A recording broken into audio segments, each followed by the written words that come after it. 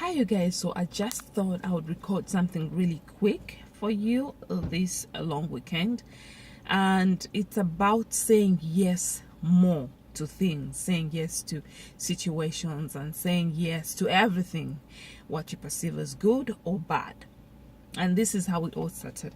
Today in the morning I went for a hike, and we went for a hike, and after hiking I decided to branch off the main trail, sit under a tree and meditate.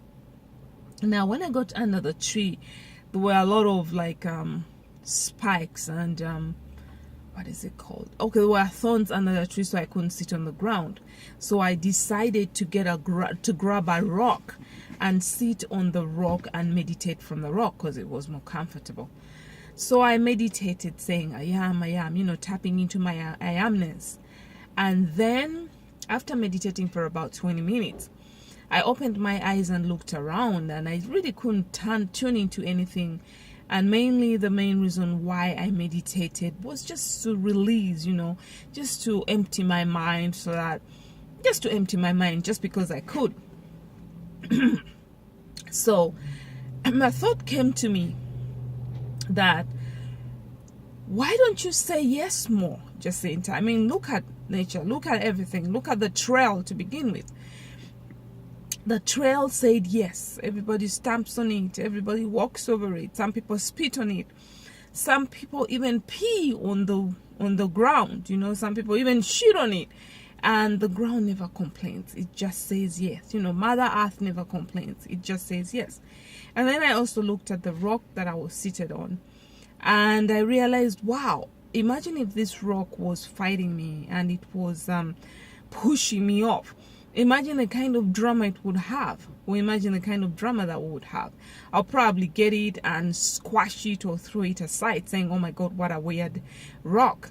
And because it was not giving, it was not being, it wasn't saying yes.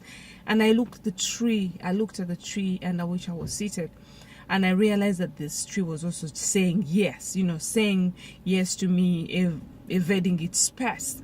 And I felt the wind blowing, and the wind was just saying yes to it being blown all over the place.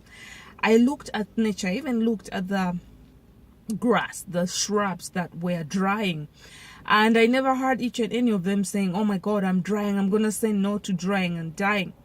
So it struck me that nature really teaches us how we should be, because it's always saying yes.